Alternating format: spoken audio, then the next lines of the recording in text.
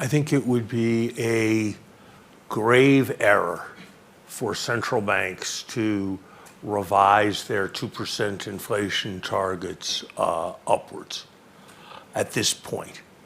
I say that as someone who was negative on the idea that the United States should put in place a specific numerical target. It seems to me, though, that having failed to attain the 2% inflation target, having re-emphasized repeatedly the absolute commitment to the 2% inflation target, to then abandon the 2% inflation target would do very substantial damage to credibility. If you can adjust once, you can adjust again. I think much of the rhetoric surrounding it's not worth having a recession to reduce inflation, which is an argument that is often heard, misunderstands the counterfactual.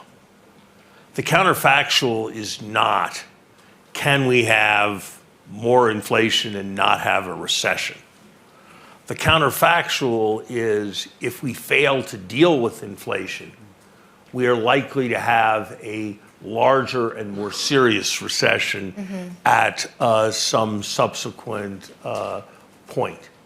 And so even if the only thing one cared about was maximizing the average level of employment over the next decade, and did not care per se about the rate of inflation, I would argue that maintaining a commitment to price stability as it had been defined would be appropriate.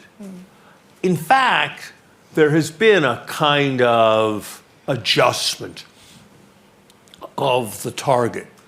We used to think of the 2% inflation target as a kind of average inflation over time.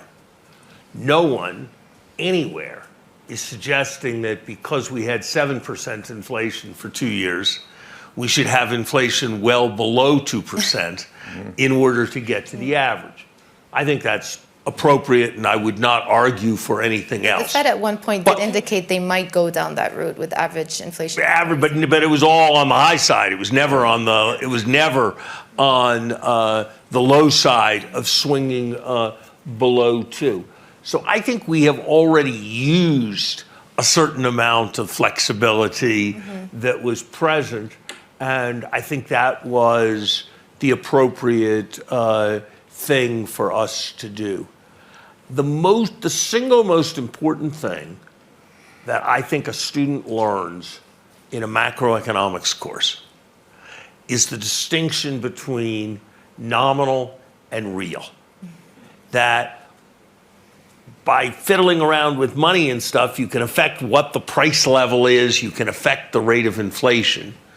But ultimately, what happens in the real economy is not determined by monetary policy, and you can't make it happen better by hitting some kind of monetary policy accelerator permanently. And I think it's very important that we keep that message in mind.